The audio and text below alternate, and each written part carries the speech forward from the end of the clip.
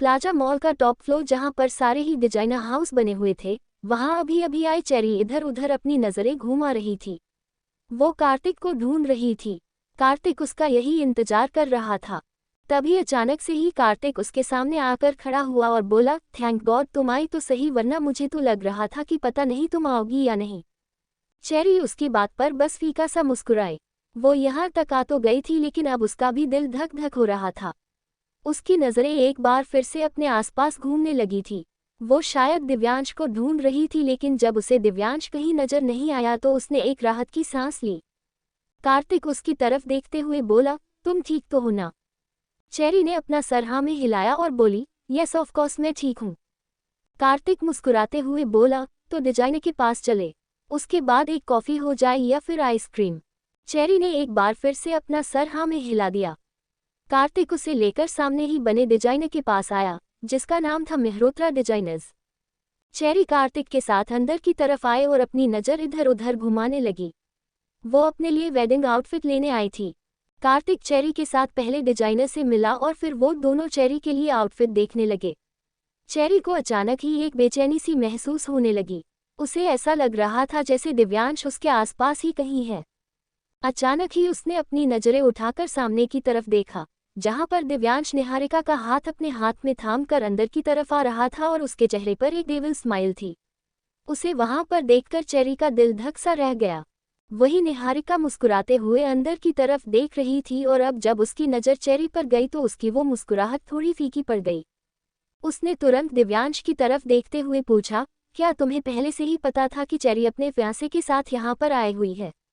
इसी वजह से तो तुम मुझे स्पेशली कॉल करके यहाँ नहीं लेकर आए।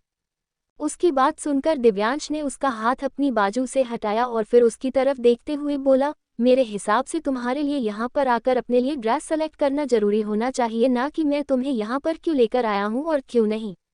ये जानना, अगर तुम्हें ड्रेस लेनी है तो just go and select your outfit, और अगर नहीं तो जिस दरवाजे से मेरे साथ अंदर आए हो उसी दरवाजे से अकेली बाहर भी जा सकती हो। उसकी बात सुनकर निहारिका उसकी तरफ देखती रह गई। इस वक्त दिव्यांश बहुत ज्यादा रूड साउंड कर रहा था।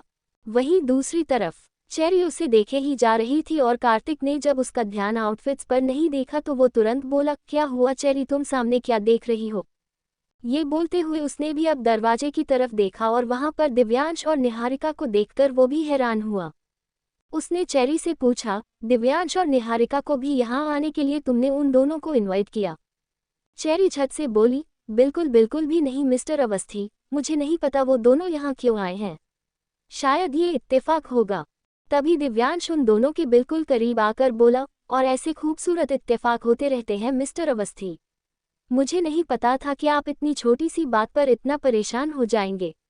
क्या हुआ, आपको हमारा यहाँ पर आना अच्छा नहीं लगा क्या? आप दोनों अकेले में टाइम स्पेंड करना चाहते हैं तो इट्स ओके, मैंने कब मना किया? आप दोनों होने वाले हस्बैंड वाइफ हैं, कुछ भी कर सकते हैं, टाइम स्पेंड भी। और ये बोलते हुए उसने अपनी बात अधूरी छोड़ दी थी और उसकी नज़रें चेरी पर गहरी हो गई थी।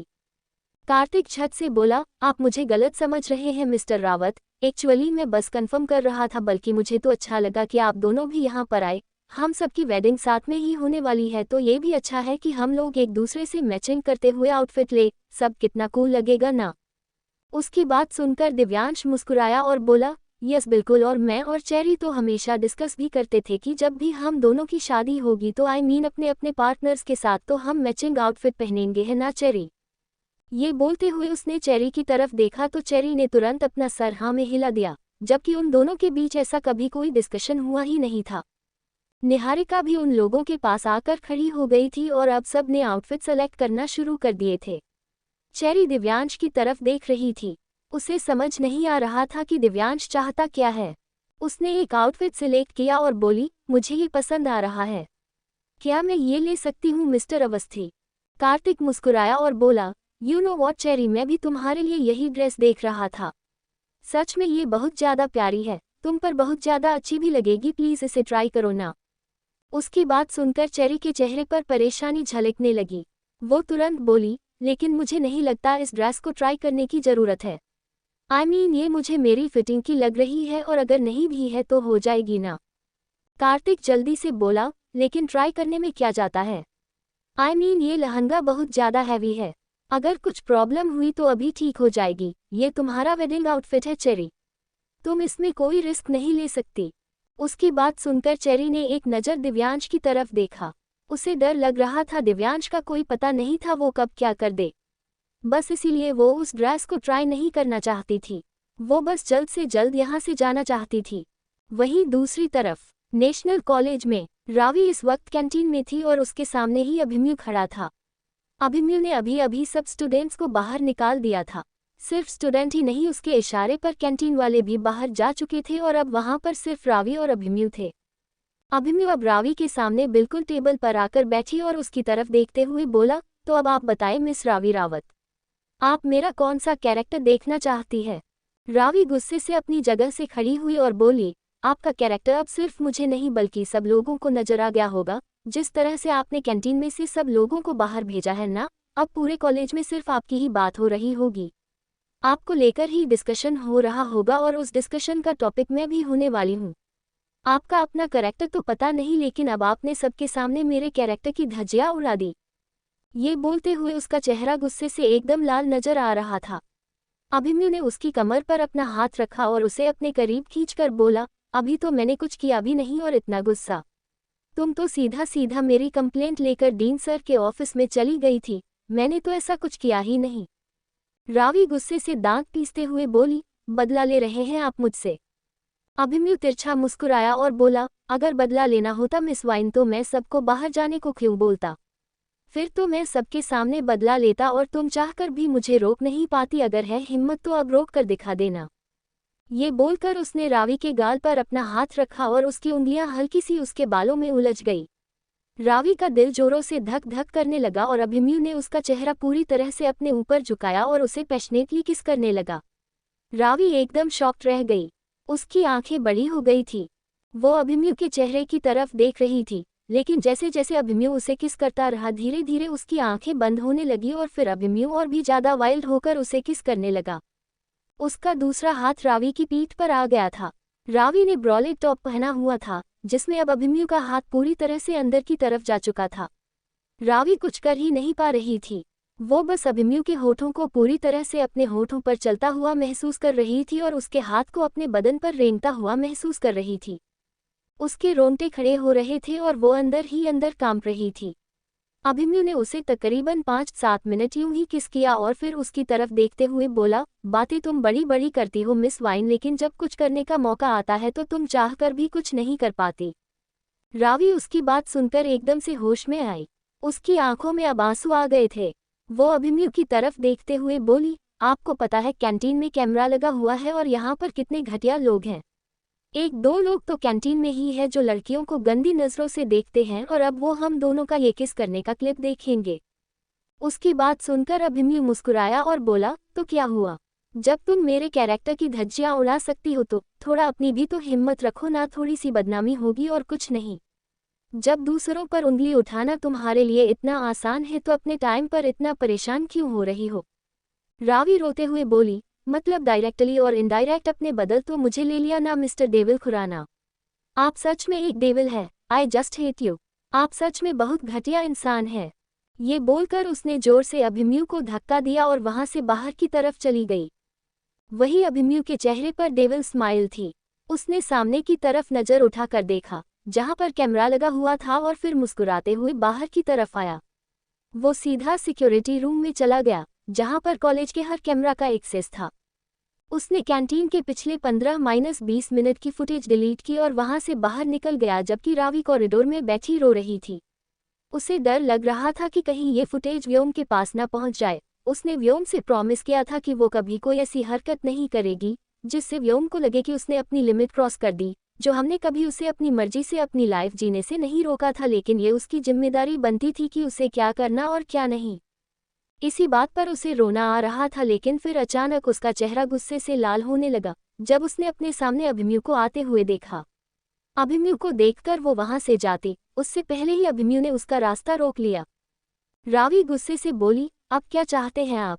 इतना कुछ तो कर लिया आपने अपनी मर्जी से, अब और कुछ करना बाकी रह गया क्या? अभिमन्यु हल्का सा मुस्कुराया और अपनी पॉकेट में हाथ डालकर बोला, मेरे साथ चलो, मैं तुम्हें घर ड्रॉप कर दूंगा। रावी गुस्से से बोली, मुझे आपके साथ कहीं नहीं जाना। ये बोलकर वो वहां से जाने लगी। अभिमन्यु ने उसकी कमर पर अपना हाथ रखा और बोला, लेकिन मुझे तो तुम्हें अपने साथ लेकर जाना है। मैं भी देखता हूँ तुम मेरे साथ कैसे नहीं जाती। ये बोलकर उसने उसका हाथ पकड़ा और बाहर की तरफ ले जाने लगा। रावी झट से बोली, प्लीज मेरे साथ ऐसा मत कीजिए, सब लोग देखेंगे हमें। अगर आप मुझे इस तरह से खींचकर लेकर जाएंगे तो सब बातें बनाएंगे। अभिमन्यु ने पलटकर उसकी तरफ देखा और बोला, तुम कब से इतनी टेंशन लेने लगी? व्योम रावत की बेटी और इतनी छोटी छोटी बातों की टेंशन ले, अच्छा तो नहीं लगता। रावी गुस्से से बोली, व्योम रावत की बेटी हूं तो क्या हुआ, सबके सामने अपना जुलूस निकलवा लूं? किसी भी ऐरे गेरे को सबके सामने किस करने लगूं? उसकी बात सुनकर अब अभिमन्यु का चेहरा गुस्से से कांपने लगा। National college. अभिमन्यु गुस्से से कांपते हुए रावी की तरफ देख रहा था। अभी अभी रावी ने जो ऐरा गैरा शब्द इस्तेमाल किया वो अभिमन्यु को बिल्कुल पसंद नहीं आया था। वही उसकी गुस्से भरी नजरें खुद पर महसूस कर रावी एक बार फिर से गुस्से से बोली, गुस्सा सिर्फ आपको नहीं आता है मिस्टर डेविल खुराना, गुस्सा मुझे भी आता है। मैं डीन सर के ऑफिस में आपकी कंप्लेंट करने गई थी, जबकि मुझे भी पता था कि वहां पर आपकी कंप्लेंट करने से कुछ नहीं हो सकता। इतना बड़ा आदमी और एक डीन सर से कंप्लेंट पर उसे कुछ हो, ये तो पॉसिबल ही नहीं, जबकि पूरा कॉलेज आपके इशारों पर चलता है। मैं अंधी तो हूँ नहीं जो मुझे कुछ दिखाई नहीं देता, लेकिन आपने जो मेरे साथ किया है वो सबके सामने किया है, इसलिए मैं आपको इस चीज को लेकर कभी माफ नहीं करूंगी। जैसे ही ये कहकर वो वहां से जाने लगी, अभिमन्यु ने उसकी कलाई पकड़कर उसे वापस अपनी तरफ खींचा और बोला, डू हेल विद योर माफी, मुझे तुम्हारी माफी चाहिए भी नहीं, और जो अभी तुमने मुझे ऐरा गैरा कहा है, अब मैं तुम्हें बहुत अच्छी तरह से दिखाता हूँ कि ऐरा गैरा क्या होता है और अभिमन्यु खुराना क्या चीज है। ये बोलकर अगले ही पल उसने रावी को अपनी गोद में उठा लिया। रावी एकदम शॉक्ड रह गई। पहले तो अभिमन्यु सिर्फ उसे उसकी कलाई से पकड़कर बाहर की तरफ ले जा रहा था, लेकिन अब तो उसने रावी को अपनी गोद में उठा लिया था। रावी की आंखों में नमी तैर गई। जो सब कुछ उसके साथ हो रहा था वो ये सब बिल्कुल भी नहीं चाहती थी। अभिमन्यु उसे लेकर जब बाहर की तरफ जा रहा था तो कॉलेज के कई स्टूडेंट्स उन दोनों की तरफ देख रहे थे, लेकिन अभिमन्यु को कोई फर्क नहीं पड़ रहा था। उसके चेहरे के एक्सप्रेशंस ऐसे थे जैसे दुनिया जाए भाड़ में, उसे जो करना है वो तो उसे करना ही है। वही रावी ने अपना चेहरा अभिमन्यु के सीने में छुपा लिया था, जबकि वो उसे टच तो नहीं करना चाहती थी, पर सिर्फ इसलिए ताकि लोगों को उसका चेहरा दिखाई ना दे। अभिमन्यु उसे लेकर बाहर की तरफ आया और अगले ही पल उसने उसे अपनी गाड़ी का दरवाजा खोलकर गाड़ी के अंदर बिठाया और फिर तुरंत गाड़ी लॉक कर दी, जिससे वो गाड़ी से बाहर भी नहीं निकल पाए। और अब अभिमन्यु जाकर ड्राइविंग सीट पर बैठा और उनकी गाड़ी तुरंत कॉलेज से बाहर चली गई। रावी गुस्से से अभिमन्यु की तरफ देखते हुए बोली, अभी इसी वक्त गाड़ी को रोकिए, मुझे आपके साथ कहीं नहीं जाना। आप मेरे साथ जबरदस्ती नहीं कर सकते हैं मिस्टर डेविल खुराना, बस बहुत हुआ। मैं आपसे डरती नहीं हूँ, बस मैं अब तक अपनी लिमिट्स में थी, लेकिन अब आपने अपनी लिमिट्स क्रॉस कर दी है। पता नहीं पूरा कॉलेज हमारे बारे में क्या बातें बना रहा होगा। अभिमन्यु हल्का सा मुस्कुराया और बोला, उन्हें जो बातें बनानी है बनाने दो, I don't give a dam. ये बोलते हुए उसके चेहरे पर सच में बेफिक्री झलक रही थी। रावी ने गुस्से से अपनी मुट्ठियां कस की और जोर से अपना हाथ विंडो पर मारा। वो कांच टूट भी सकता था और रावी के हाथ पर भी लग सकता था, इसलिए अभिमन्यु गुस्से से उसकी तरफ देखते हुए बोला, अगर तुम्हें जरा सी भी खरोच आए मिस वाइन, तो तुम सोच नहीं सकती मैं तुम्हारे साथ क्या करूंगा। उसकी बात सुनकर रावी बस उसकी तरफ देखती ही रह गई और अभिमन्यु ने कुछ ही देर में गाड़ी अपने फार्म हाउस के बाहर रोकी। फार्म हाउस के बाहर गाड़ी रुकते हुए देख रावी का दिल धक सा गया। वो इस फार्म हाउस को कभी भूल नहीं सकती थी, क्योंकि वो पहले भी इस फार्म हाउस में आई थी और बहुत अच्छी तरह से जानती थी कि यहाँ पर अभिमन्यु उसके साथ कुछ भी कर सकता है और वो कुछ भी नहीं कर पाएगी। इसलिए जैसे ही अभिमन्यु गाड़ी का दरवाजा खोलकर उसके पास आया और उसने रावी को गाड़ी से बाहर निकालने के लिए दरवाजा खोला, रावी तुरंत बाहर की तरफ आई और दरवाजे की तरफ भागी।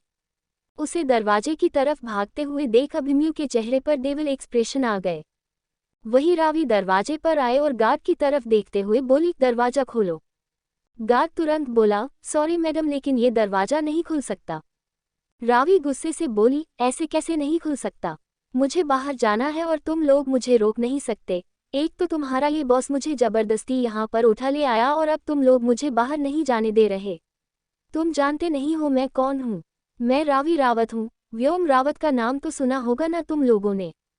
गार्ड में से एक आदमी तुरंत बोला, हमने उनका नाम सुना है मैडम, लेकिन आप हमारा यकीन कीजिए, हम ये दरवाज़ा नहीं खोल सकते और आपके बार बार कहने से भी ये दरवाज़ा नहीं खुलेगा, इसलिए बेहतर होगा कि आप अंदर चली जाएं। रावी गुस्से से दांत पीसते हुए बोली, मैं भी देखती हूँ ये दरवाज़ा कैसे नहीं खुलता। ये बोलकर वो खुद दरवाजे पर आए और जोर जोर से दरवाजे खींचने लगी, लेकिन वो दरवाज़ा लोहे का और रावी के हाथ नाजुक से। लगातार कोशिश करने के बाद भी जब वो दरवाज़ा नहीं खुला तो रावी ने जोर से अपना पैर दरवाजे पर मारा और अगले ही पल उसकी चीख निकल गई। वो दरवाज़ा उसके पैर पर जोर से लगा और उसकी आंखों में आंसू आ गए। वो लड़खड़ाने लगी थी। जैसे ही वो नीचे गिरने को हुई, अभिमन्यु ने तुरंत आकर उसे संभाला और पूरी तरह से अपनी गोद में समेट लिया। रावी आंसुओं से भरी आंखों से उसे देख रही थी। अभिमन्यु उसकी तरफ देखते हुए बोला, पहले ही कहा था कि कोशिश मत करना, लेकिन तुम नहीं मानी। अब तुमने कोशिश करके देख ली। जो तुम्हें करना था वो तुमने कर लिया। अब मैं वो करूंगा जो मैं करना चाहता हूँ। ये बोलते हुए उसके चेहरे पर डेविल एक्सप्रेशंस आ गए और रावी को ये देखकर और भी ज्यादा बुरा लग रहा था कि उसे तकलीफ में देखकर भी अभिमन्यु को कोई फर्क नहीं पड़ रहा, बल्कि वो उसे और तकलीफ पहुंचाने की कोशिश कर रहा है। अभिमन्यु उसे लेकर फार्म हाउस के अंदर आया और सीधा मास्टर बेडरूम की तरफ बढ़ गया। वहीं दूसरी तरफ plaza mall cherry changing room में थी। जब वो अपना वेडिंग आउटफिट ट्राई कर रही थी, बार बार उसकी नज़र दरवाजे पर जा रही थी और उसकी हार्ट बीट तेज हो रही थी, ये सोचकर कि किसी भी पल दिव्यांश वहां पर आ सकता है। इससे पहले कि दिव्यांश वहां पर आए, उसे बस वो आउटफिट ट्राई करके वहां से निकलना है। वही दिव्यांश आराम से निहारिका के साथ बैठा था और निहारिका के लिए वेडिंग आउटफिट सेलेक्ट कर रहा था। निहारिका ने 2 वेडिंग आउटफिट लिए, ये बोलकर कि वो कोई रिस्क नहीं लेना चाहती। वेडिंग का दिन उसके लिए बहुत स्पेशल है। ऐसे में अगर जरा सी भी ऊंच नीच हुई और उसका आउटफिट खराब हो गया तो प्रॉब्लम हो जाएगी, इसलिए वो वेडिंग के लिए 2 आउटफिट लेगी। दिव्यांश को उसकी शॉपिंग से कोई प्रॉब्लम नहीं थी, इसलिए उसने उसे जो चाहिए था वो सब दिलाया और फिर काउंटर पर खड़े सेल्समैन को बोल दिया कि वो सब पैक करके निहारिका के घर पर पहुंचा दे। वही कार्तिक चेरी का इंतजार कर रहा था। तभी चेरी वो लहंगा पहनकर बाहर की तरफ आए। वो लहंगा सच में बहुत ज्यादा खूबसूरत था। वो पीच कलर का लहंगा चेरी के पहनने के बाद और भी ज्यादा खूबसूरत हो गया था। कार्तिक अपनी जगह से उठा और उसके पास आते हुए बोला, वंडरफुल, मैं बता नहीं सकता तुम्हें चेरी कि तुम इस लहंगे में कितनी ज्यादा खूबसूरत लग रही हो। सीरियसली मुझे प्यार हो रहा है तुमसे। ये बोलते हुए सच में उसकी आंखों में चेरी के लिए प्यार नजर आ रहा था और उसकी ये बात सुनकर चेरी की नजरें तुरंत दिव्यांश की तरफ उठ गई। दिव्यांश ने अपनी मुठ्ठियां कस ली थी। कार्तिक सेल्समैन की तरफ देखते हुए बोला, आप चेरी के लिए ये वाला लहंगा ही पैक कीजिए। This is so beautiful. ये बोलते हुए अब वो चेरी के करीब आ गया और उसने चेरी की कमर पर अपना हाथ रख दिया। चेरी और भी ज्यादा बेचैन होने लगी थी। वो फीका सब मुस्कुरा कर बोली, अब मैं इसे चेंज कर लेती हूँ। ये बोलकर वो तुरंत ट्रायल रूम में चली गई और उसने जल्दी से वो लहंगा उतारा और अपने पहले वाले कपड़े पहनकर बाहर आ गई। वो इस बात पर हैरान हो रही थी कि कैसे दिव्यांश ने उसे बिना कोई प्रॉब्लम क्रिएट किए वो ड्रेस पहनने दी और अपने लिए खरीदने भी थी। लेकिन पता नहीं क्यों उसे ऐसा लग रहा था जैसे ये किसी तूफान के आने से पहले वाली शांति है। वो बाहर की तरफ आए और एक बार फिर से उसकी नज़रें दिव्यांश को ढूंढने लगी, लेकिन फिलहाल उसे दिव्यांश वहां पर नजर नहीं आया क्योंकि वो निहारिका के साथ बाहर जा चुका था। अब वहां पर सिर्फ कार्तिक था। चेरी ने राहत की एक सांस ली और मन ही मन बोली, थैंक गॉड एवोकाडो ने कुछ नहीं किया। अगर वो मिस्टर अवस्थी के सामने कुछ करते तो मुझे नहीं पता मैं ये सब कैसे संभालती। कार्तिक चेरी की तरफ देखते हुए बोला, अगर तुम कोई और आउटफिट लेना चाहती हो तो वो भी सिलेक्ट कर सकती हो चेरी। चेरी ने तुरंत अपना चेहरा नामे हिलाया और बोली, नहीं, बाकी सब मैंने खरीद लिया है। आई मीन स्ट्रॉबेरी ने मेरे लिए सब पहले से ही डिसाइड कर रखा है, तो किसी चीज़ की कोई ज़रूरत नहीं है। कार्तिक उसकी बात सुनकर मुस्कुराया और बोला, तो फिर चले। बिकॉज ये लहंगा तो रावत मेंशन डिलीवर हो ही जाएगा, मैंने पेमेंट कर दी है। चेरी ने अपना चेहरा हाँ में हिलाया और फिर कार्तिक के साथ वहां से बाहर निकल गई। जैसे ही वो बाहर आए उसके फ़ोन पर एक मैसेज फ्लैश हुआ। उसने वो मैसेज पढ़ा जिस पर लिखा था, अभी इसी वक्त इस नमूने को यहाँ से भेजो, वरना सच बता रहा हूँ वो तबाही आएगी जो तुम संभाल नहीं पाओगी। रेड। वो मैसेज पढ़कर ही चेरी के रोंगटे खड़े हो गए थे। कार्तिक उसके एक्सप्रेशंस देखकर बोला, क्या हुआ चेरी, कोई प्रॉब्लम है क्या? चेरी ने तुरंत अपना चेहरा नामे हिलाया और बोली, नहीं नहीं, कोई प्रॉब्लम नहीं है। वो एक्चुअली मुझे एक इम्पॉर्टेंट काम के लिए जाना है मिस्टर अवस्थी, तो हम एक काम करते हैं, आप जाए, मैं आपसे बाद में फ़ोन पर बात करूंगी। कार्तिक उसकी तरफ देखते हुए बोला, आयो शो, तुम मैनेज कर लोगी ना? चेरी ने अपना चेहरा हाँ में हिलाया और बोली, यस ऑफ कोर्स, क्योंकि मेरे पास गाड़ी है, मैं मैनेज कर लूंगी, आप जाए। कार्तिक तुरंत बोला, पर पहले आइसक्रीम या फिर कॉफी हो जाए। चेरी झट से बोली, नहीं नहीं मिस्टर अवस्थी, एक्चुअली कोई प्रॉब्लम नहीं है, लेकिन फिलहाल मुझे थोड़ा अर्जेंट में जाना है तो प्लीज।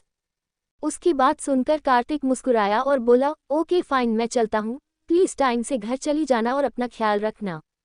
ये बोलकर उसने चेरी का गाल छू लिया तो चेरी को समझ नहीं आया कि वो क्या ही करे। वो जानती थी कि दिव्यांश इस वक्त उस पर नजर रख रहा होगा। कार्तिक के जाने के बाद उसने राहत की गहरी सांस ली। वो अभी अपने फोन की तरफ देख रही थी कि अचानक ही पीछे से किसी ने उसे अपनी बाहों में जकड़ लिया। चेरी एकदम शॉक्ड रह गई। वो महसूस कर सकती थी कि वो शख्स कोई और नहीं दिव्यांश रावत ही है। वो झट से दिव्यांश की तरफ पलट गई और बोली, प्लीज एवोकाडो, कुछ भी ऐसा वैसा मत कीजिएगा, मैं जानती हूँ आपको बहुत गुस्सा। उसकी बात पूरी होती उससे पहले ही दिव्यांश उसे कमर से पकड़कर अपनी तरफ खींचते हुए बोला, गुस्सा?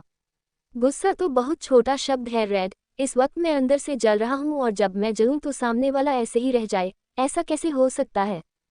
उसकी बात सुनकर चेरी के होश उड़ गए। Plaza mall.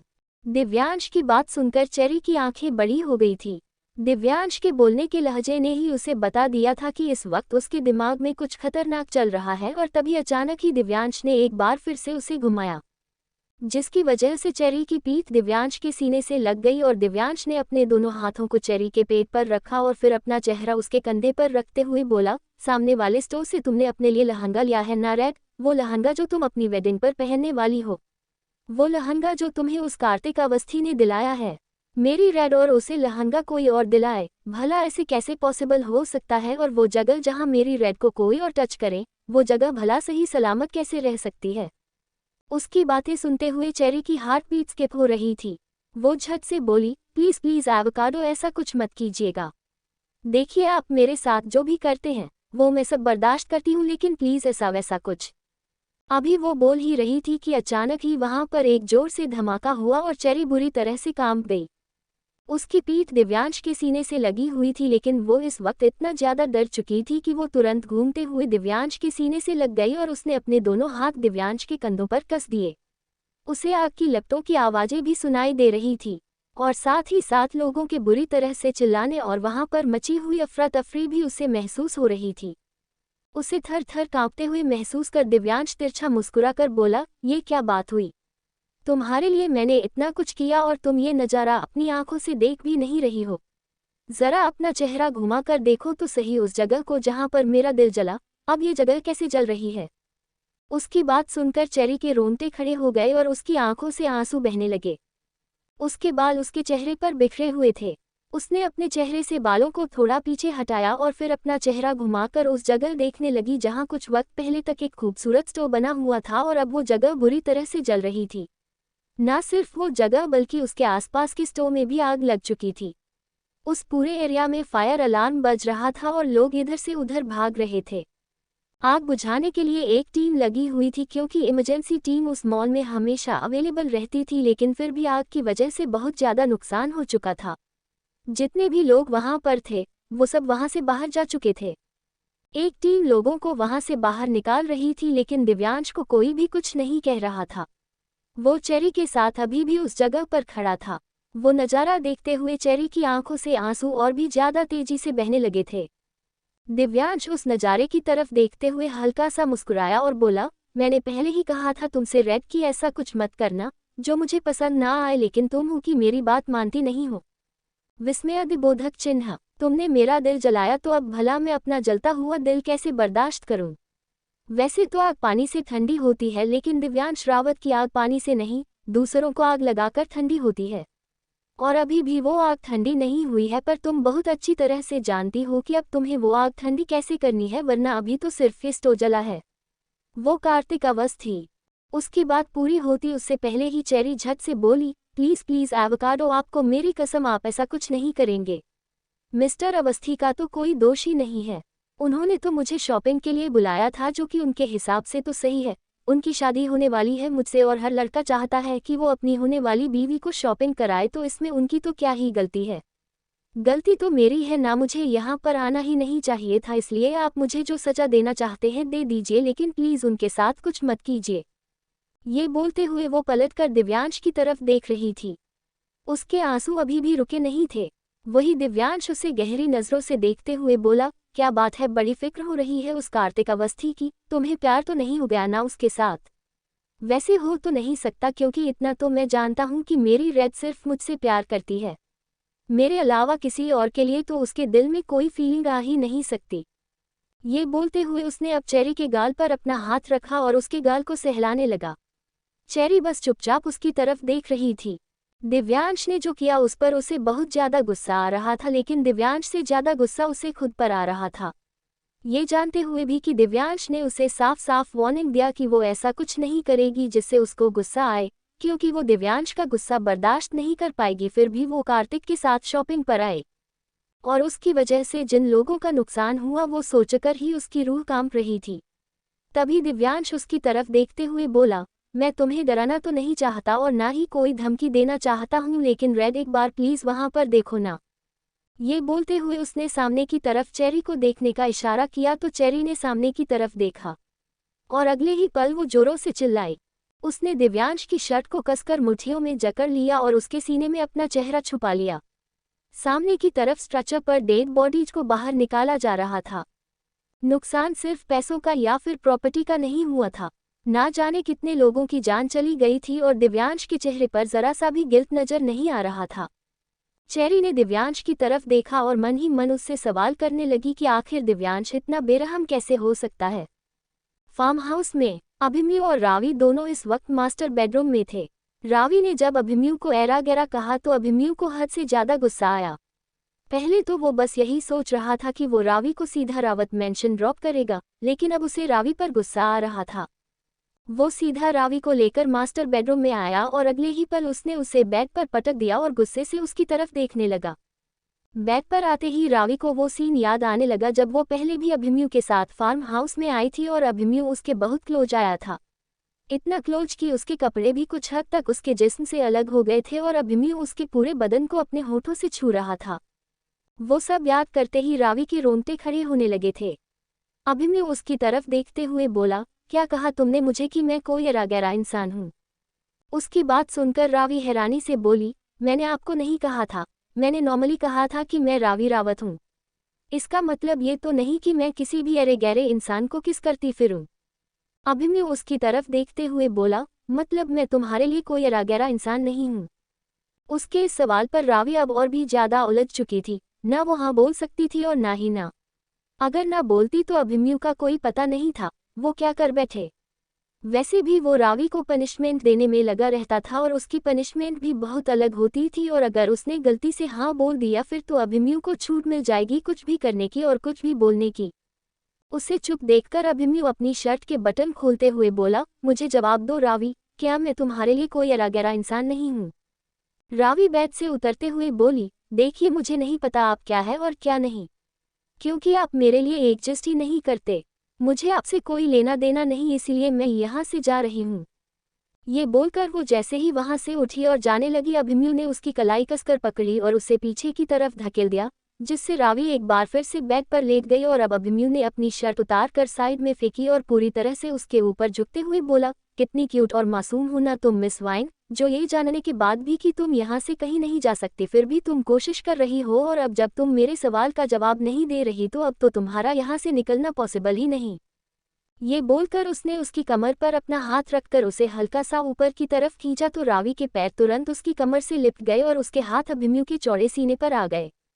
अभिमन्यु उसे गहरी नजरों से देख रहा था और अब एक ही पल में अभिमन्यु ने रावी की शर्ट को खींचा तो उसकी शर्ट के सारे बटन झट से नीचे गिरे और फिर रावी की आंखें बड़ी हो गई। उसे अपने कपड़ों की फिक्र नहीं थी, लेकिन इस बात की फिक्र थी कि अगर धरा में उसके कपड़ों को नोटिस किया तो वो उसे क्या कहेगी। Khurana farm house. रावी हैरानी से अभिमन्यु की तरफ देख रही थी। जिस तरह से अभिमन्यु ने उसकी शर्ट को खींचा, उसकी शर्ट के सारे बटन नीचे गिर चुके थे और रावी के होश उड़ चुके थे। उसे बस इसी बात की टेंशन हो रही थी कि अगर जिन कपड़ों में वो घर से बाहर निकली उन कपड़ों में वो घर वापस नहीं गई तो धरा के सवालों का वो क्या जवाब देगी।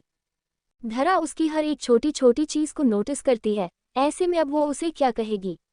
वही उसके चेहरे के एक्सप्रेशंस देखकर अभिमन्यु तिरछा मुस्कुराया और बोला, मैंने तो पहले ही कहा था, सीधे सीधे मेरे सवाल का जवाब दे दो, लेकिन तुम नहीं मानी तो अब मुझे टेढ़े रास्ते अपनाने पड़ेंगे। रावी गुस्से से मुंह बनाते हुए बोली, लेकिन कम से कम आपको मुझे एक बार वार्निंग तो देनी चाहिए थी ना कि आप क्या करने वाले हैं। आपको पता भी है आपने कितना बड़ा कांड कर दिया है। अभी वो बोल ही रही थी कि अभिमन्यु ने उसके सीने पर अपना हाथ रख दिया तो रावी की आंखें बड़ी हो गई। अभिमन्यु उसकी बॉडी को प्रेस करते हुए बोला, वार्निंग तब दी जाती है जब सामने वाला वार्निंग डिजर्व करे, लेकिन यहाँ पर तो मेरी मिस वाइन मुझे कुछ ज्यादा ही हल्के में ले रही है। मेरी कंप्लेंट करने डीन सर के ऑफिस में जा रही है, मुझे गुंडों से पिटवाने के लिए दूसरों के साथ हाथ मिला रही है, मेरे खिलाफ इधर उधर की प्लाटिंग करती रहती है और मेरी इजाजत के बिना क्लब भी जाती है। अब बहुत हुआ वार्निंग का खेल, अब तुम्हें सीधा पनिशमेंट मिलेगी मिस वाइन। ये बोलकर उसने रावी को सीधा बेड पर गिराया और फिर पूरी तरह से उस पर झुक गया। रावी के पैर अभी भी अभिमन्यु की कमर से लिपटे हुए थे और अब अभिमन्यु ने उसका पैर हल्का सा ऊपर की तरफ उठाया और फिर उसके पैर को चूमने लगा तो रावी एकदम से कांप उठी। अभिमन्यु उसके पैरों पर किस करते हुए उसके घुटनों की तरफ आया। रावी की हल्की हल्की सिसकियां निकलने लगी थी। जिस तरह से अभिमन्यु ने उसका पैर ऊपर की तरफ उठाया हुआ था, उसे अपनी लोअर बॉडी में पेन महसूस होने लगा था। इस वक्त उसने एक स्कर्ट पहनी हुई थी जिसमें उसे काफी ज्यादा अनकंफर्टेबल फील हो रहा था, इसलिए उसने अपना एक हाथ अपनी स्कर्ट पर रखा हुआ था ताकि अभिमन्यु कुछ ऐसा वैसा ना देख ले, लेकिन जब अभिमन्यु ने उसका हाथ उसकी स्कर्ट पर देखा तो उसके चेहरे पर तिरछी मुस्कुराहट तैर गई। उसने तुरंत और ज्यादा नीचे झुकते हुए उसका हाथ उसकी स्कर्ट से हटाया और फिर अगले ही पल उसकी स्कर्ट को भी उसके बदन से अलग कर दिया। रावी ने अपनी स्कर्ट खींचने की कोशिश की तो ज्यादा खींचने की वजह से उसकी स्कर्ट की हुक टूट गई। वो जोरों से चलाए, व्हाट द फक। अभिमन्यु गहरी मुस्कुराहट के साथ बोला, देखो तुम्हारी शर्ट फटने की रिस्पॉन्सिबिलिटी तो मैं ले सकता हूँ, वो तो मैंने खुद फाड़ी है, लेकिन ये मेरी गलती नहीं है। बट डोंट वरी, मैं तुम्हें नए कपड़े दे दूंगा। Now just enjoy your punishment. ये बोलकर उसने रावी की कमर को कसकर थाम लिया और फिर उसकी लोअर बॉडी पर पूरी तरह से झुक गया तो रावी के पैर बिस्तर पर ऊपर की तरफ उठ गए। एक बार फिर से उसने अपने पैरों को अभिमन्यु की कमर पर लपेट दिया था। वो अपने हाथों से अभिमन्यु को पकड़ने की कोशिश करने लगी थी, लेकिन अभिमन्यु ने उसके दोनों हाथों को अपने हाथों में कसकर जकड़ लिया और फिर नीचे बिस्तर पर लगा दिया, जिससे रावी अब सिवाय छटपटाने के और कुछ नहीं कर पा रही थी। अभिमन्यु के होंठ उसे अपनी कमर पर महसूस हो रहे थे, जो उसके इनरवियर को नीचे की तरफ सरका रहे थे, और उसके बाद अभिमन्यु ने अपने होंठ उसके मिड एरिया पर रखे और उस सेंसिटिव पार्ट को लिक करने लगा। रावी और भी ज्यादा तड़पने लगी थी।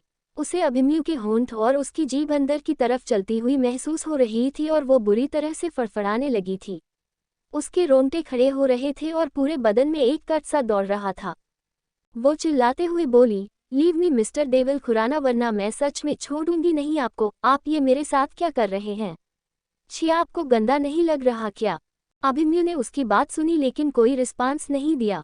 लगातार 2-3 मिनट वो यूं ही अपनी जीभ को बाहर की तरफ निकलते हुए उसके सेंसिटिव पार्ट को लिक करता रहा और फिर अपना चेहरा उठाकर रावी की तरफ देखते हुए बोला, इसमें गंदा क्या है?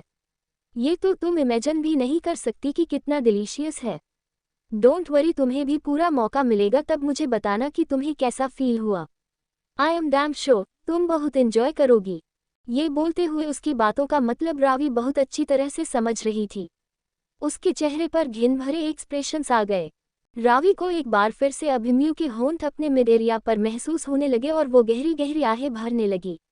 उसे ऐसा लग रहा था जैसे कोई उसके बदन से जान निकाल रहा हो। उसका पूरा बदन पसीने से भर रहा था और उसके हाथ जो अभिमन्यु के हाथों में थे, वो उन्हें छुड़ाने की कोशिश कर रही थी, लेकिन जब अभिमन्यु ने उसके हाथों को ढीला भी छोड़ दिया तो उसने अपने हाथों से अभिमन्यु को खुद से दूर नहीं किया बल्कि बेडशीट को कसकर मुट्ठियों में जकड़ लिया और जोरों से चिल्लाने लगी। उसकी सिसकियां न सिर्फ पूरे रूम में बल्कि फार्म हाउस में भी गूंज रही थी। आज पहली बार वो कुछ इस तरह का एक्सपीरियंस कर रही थी और ये सब कुछ उसे पागल कर रहा था। उसे समझ नहीं आ रहा था कि उसे हो क्या रहा है। उसकी लोअर बॉडी अपने आप अभिमन्यु को रिस्पांस दे रही थी। उसे अभिमन्यु ने जब आउट ऑफ कंट्रोल होते हुए देखा तो वो अपनी जीभ अपने होठों पर घूमते हुए ऊपर की तरफ उठा और फिर रावी की तरफ देखते हुए बोला, आई गेस इतनी पनिशमेंट काफ़ी होगी फिलहाल के लिए। रावी गहरी गहरी सांस लेते हुए बोली, मुझे कुछ हो रहा है मिस्टर देवल खुराना, प्लीज़ कुछ कीजिए ना, सच में मेरी हालत बहुत ख़राब हो रही है। अभिमन्यु अब उसके चेहरे पर झुका और उसके फड़फड़ाते हुए होठों की तरफ देखकर बोला, तुम्हें जो हो रहा है उसका इलाज तो मैं कर दूंगा, लेकिन फिर तुम्हें बहुत ज्यादा पेन होगा और तुम पूरी रात घर नहीं जा पाओगी मिस वाइन। अगर तुम्हें मंजूर है तो मैं तुम्हारी ये प्रॉब्लम सॉल्व कर सकता हूँ। रावी हैरानी उसकी तरफ देखते हुए बोली, ऐसा भी क्या करेंगे आप? अभिमन्यु हल्का सा मुस्कुराया और बोला, प्यार करूंगा मेरी जान, तुम्हें बहुत सारा प्यार करूंगा, you know what I mean. ये बोलते हुए अब उसने अपना हाथ एक बार फिर से रावी की कमर के नीचे रखा और पहले वो जो अपने होठों के साथ कर रहा था, अब वो अपने हाथों के साथ करने लगा तो रावी ने अपने पैरों को आपस में उलझा लिया, जिससे अभिमन्यु का हाथ अब उसके बदन पर और भी ज्यादा कस चुका था। रावी उसकी बात सुनकर अपनी बड़ी बड़ी आंखों से उसे देख रही थी। इस वक्त वो अभिमन्यु पर गुस्सा करना चाहती थी, लेकिन वो चाहकर भी उस पर गुस्सा कर नहीं पा रही थी। अचानक ही उसने अभिमन्यु के सिर के पीछे अपना हाथ रखा और उसके चेहरे को पूरी तरह से अपने चेहरे पर झुकाकर उसके होठों को बेतहाशा चूमने लगी। उसकी इस हरकत पर अभिमन्यु के चेहरे पर डेविल स्माइल आ गई थी। वो जो अपनी मिस वाइन को पनिशमेंट देना चाहता था, वो पनिशमेंट उसने अपनी मिस वाइन को दे दी थी और उसे यूं बेसब्र होते हुए देख उसे एक अलग ही लेवल का सुकून मिल रहा था। वहीं दूसरी तरफ दिव्यांशु चेरी फार्म हाउस में थे और चेरी बिस्तर पर लेटी हुई थी और दिव्यांश उसे पैशनेटली किस किए जा रहा था। जब दिव्यांश ने वो स्टोव जलाया तो चेरी बहुत ज्यादा डर गई थी, लेकिन उसके डर की इंतहा तब हो गई जब दिव्यांश ने कहा कि अब तक उसका गुस्सा ठंडा नहीं हुआ है, और चेरी बहुत अच्छी तरह से जानती थी कि उसे दिव्यांश का गुस्सा कैसे ठंडा करना है। ऐसे में चेरी के पास सिर्फ दो ऑप्शन थे, एक वो दिव्यांश के साथ टाइम स्पेंड करे, उन दोनों के बीच हमेशा जो होता है वो दिव्यांश को उसके साथ वो सब करने दे और उसका साथ भी दे, और दूसरा दिव्यांश खुद से अपना गुस्सा शांत करेगा, जिसका मतलब साफ है कि वो सीधा कार्तिक को नुकसान पहुंचाएगा। और चेरी बिल्कुल नहीं चाहती थी कि दिव्यांश ने जो उस टो के साथ किया ऐसा वैसा कुछ वो कार्तिक के साथ करे, इसलिए वो चुपचाप उसके साथ फार्म हाउस में आ गई थी। इस वक्त वो ब्लैंकेट में दिव्यांश के साथ थी। अभी कुछ वक्त पहले ही वो दोनों फार्म हाउस आए थे। दिव्यांश उसकी गर्दन पर किस करते हुए उसके चेहरे पर आया और फिर उसकी तरफ देखते हुए बोला, मुझे लग नहीं रहा कि तुम मुझ में जरा सा भी इंटरेस्टेड हो रेड, तुम मेरे साथ यहाँ पर आ तो गई, लेकिन ऐसे क्यों लग रहा है कि मैं तुम्हारे साथ कुछ जबरदस्ती कर रहा हूँ? चेरी तुरंत बोली, ऐसा तो कुछ नहीं है दिव्यांश फ्रस्ट्रेटेड होते हुए बोला, एक तो मैंने तुम्हें कितनी बार कहा है कि मुझे अकेले में दिव्यांश मत बुलाया करो, मुझे एवोकाडो कहा करो, तुम्हारे मुंह से एवोकाडो सुनना बहुत अच्छा लगता है मुझे। ये बोलते हुए उसकी आवाज बहुत ज्यादा इंटेंस हो गई थी। चेरी की आंखों में नमी तैर गई थी। वो उसकी तरफ देखते हुए बोली, ठीक है, आप जैसा चाहते हैं मैं बिल्कुल वैसा करूंगी। मैं तो कब की हार मान चुकी हूँ, लेकिन फिर भी आपने आज वो सब किया। दिव्यांश तुरंत बोला, तुमने मुझे मजबूर किया रेड, जब एक बार तुमसे कह दिया कि तुम किसी के पास नहीं जाओगे तो फिर तुम क्यों गई? उसने तुम्हें हाथ लगाया, बताओ मैं ऐसे कैसे उस चीज को इग्नोर कर सकता हूँ? तुम जानती हो ना मुझे गुस्सा आता है जब तुम्हें कोई देखे भी तो। चेरी उसकी बात सुनकर बोली, इस हिसाब से तो जब मेरी कार्तिक से शादी होगी तो पता नहीं आपको कितना गुस्सा आएगा। एवोकाडो, कल मेरी मिस्टर अवस्थी से और आपकी निहारिका से एंगेजमेंट है। ऐसे तो फिर आप मुझे वो एंगेजमेंट भी नहीं करने देंगे, और अगर आप मुझे किसी और के साथ नहीं देख सकते तो फिर खुद भी क्यों किसी और के पास जा रहे हैं? बंद कर दीजिए ना ये सब। क्यों आप मेरे और बाकी सब लोगों के इमोशंस के साथ में खेल रहे हैं? अगर आपको निहारिका से शादी करनी है तो कर लीजिए, लेकिन फिर कम से कम मुझे तो छोड़ दीजिए। जैसे ही उसने कहा, दिव्यांश ने उसके सिर के पीछे अपना हाथ रखा और उसके बालों को कसकर मुट्ठी में जकड़ते हुए बोला, अगर तुम्हें छोड़ना होता तो तुम मेरे साथ यहाँ पर नहीं होती रेड। चेरी की हल्की सी आह निकल गई। वो दिव्यांश की तरफ देखते हुए बोली, मतलब आप मुझे भी नहीं छोड़ेंगे और निहारिका के साथ भी शादी करेंगे? दिव्यांश तिरछा मुस्कुराया और बोला, वो सब तुम मुझ पर छोड़ दो, मुझे क्या करना है और क्या नहीं ये मैं बहुत अच्छा से जानता हूँ, तुम बस इस पल को एंजॉय करो। ये बोलकर वो चेरी के होठों पर झुका और उसे पैशनेटली किस करने लगा, तो चेरी चाहकर भी उसे खुद से दूर नहीं कर पाई। दिव्यांश उसे बेतहाशा किस करता रहा और फिर उसके होठों को छोड़ने के बाद वो उसके पूरे बदन को अपने होठों से छूने लगा था।